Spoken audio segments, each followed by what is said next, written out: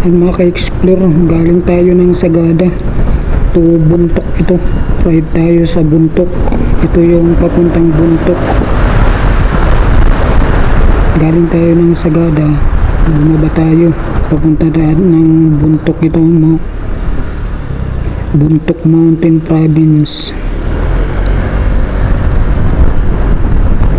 Gaano kalayo mula Sagada? Medyo malayo-layo mga ka-explore. Buntok tapos Kalinga, puntang Kalinga ito.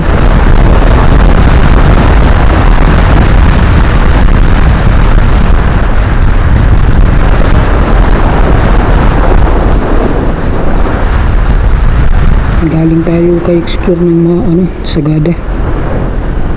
May mga tricycle dito, maraming tricycle dito, mga sidecar.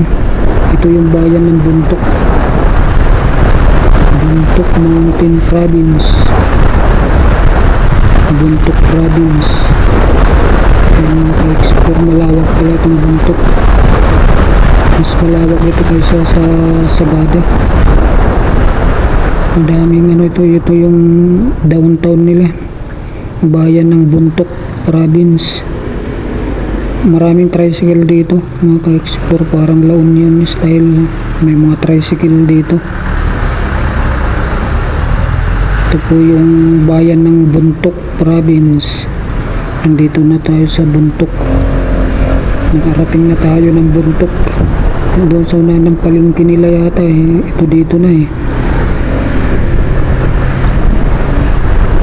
Ito yung kalsada diretso ito papuntang Kalinga.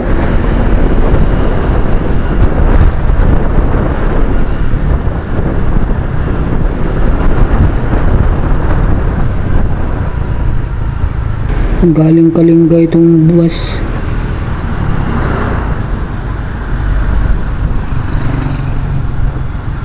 Ang layo ng biniyahe natin mga ka-explore. Baguio to Sagada, Sagada to Buntok. Mabot tayo ng 5 hours ang biyahe. Ito yung bayan na ng Buntok mga ka-explore. Malaki rin yung bayan nila rito. Daming tricycle.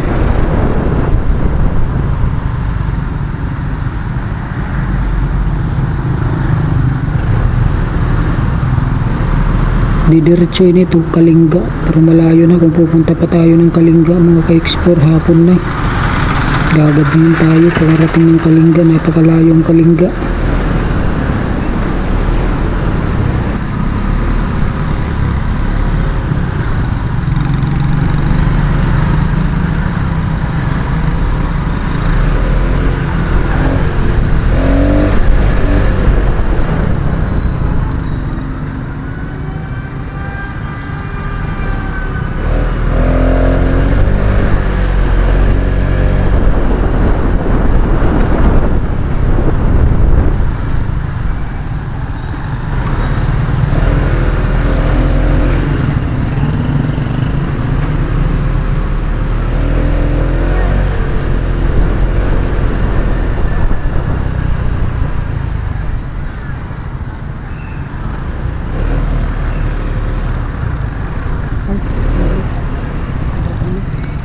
Hindi ko ba yung bagyo?